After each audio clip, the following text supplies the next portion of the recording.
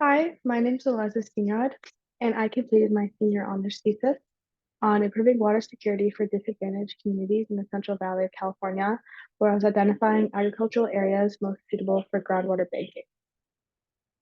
So I was looking at um, where physical conditions for managed aquifer recharge and groundwater banking was most beneficial and see where it improves the water security of disadvantaged communities. And so this thesis was based on actions in response to the Sustainable Groundwater Management Act, which was passed in 2014, um, and is really impactful in the Central Valley and will significantly change behavior regarding groundwater use and governance in response to groundwater depletion and really seeks to pursue more equitable allocation of groundwater resources.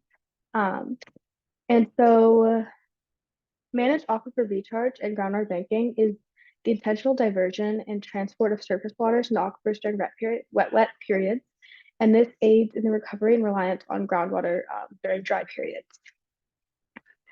So in the Central Valley, topography, geomorphology, soil type, land use, and hydrogeology all affect this groundwater recharge process. And managed aquifer recharge offers the opportunity to stable groundwater aquifers that have been depleted and alleviate groundwater stress, especially in disadvantaged communities and rural communities. So, disadvantaged communities are census locations identified with less than 80% of the state's median household income, and severely disadvantaged communities have a median household income less than 60% of the state's median. Um, and so these disadvantaged and severely disadvantaged communities are severely influenced by the high agricultural water demands of the region because it directly affects their domestic right to water.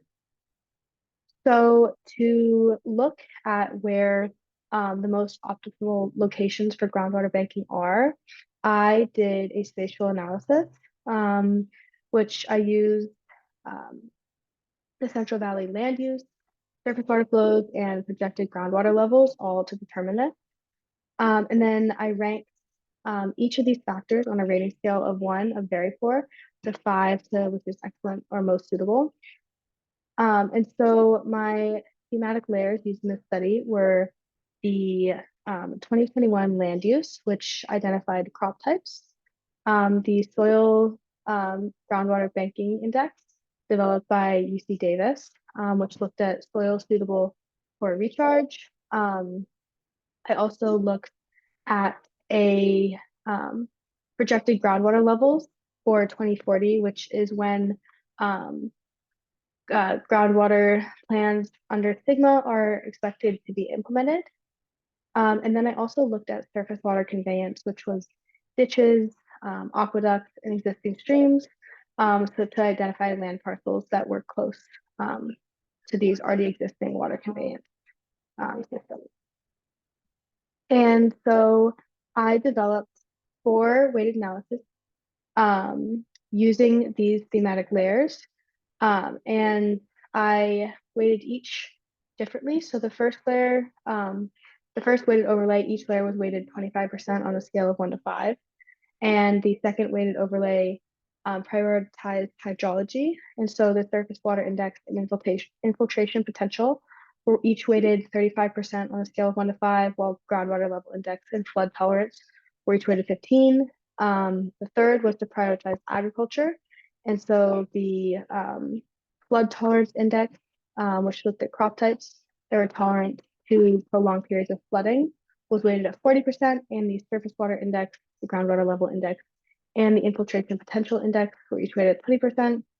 And lastly, to prioritize groundwater decline, the groundwater level index was weighted at 40%, and infiltration potential, flood tolerance index, and surface water index were each weighted at 20%.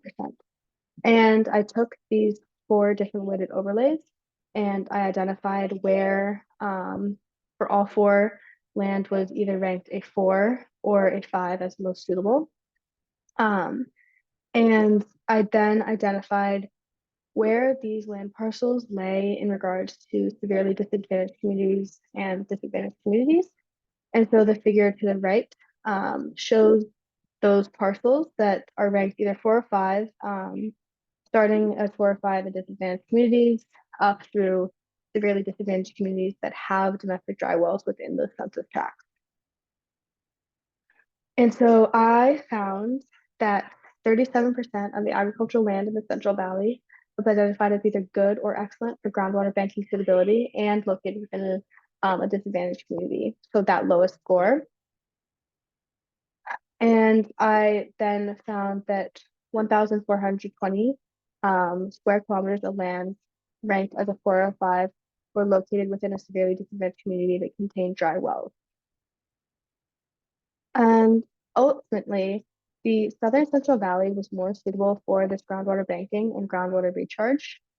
And that correlates with projected high groundwater declines for 2040. And while the northern portion did still have parcels labeled as good or excellent, it did not show as much potential for the southern portion of the Central Valley. And so it's really important that um, these parcels are identified because while there are numerous online resources developed in association with SGMA or the Sustainable Groundwater Management Act, there still is a gap that remains between resources identifying this land suitability to address and alleviate groundwater stress, especially for disadvantaged communities and severely disadvantaged communities. Thank you.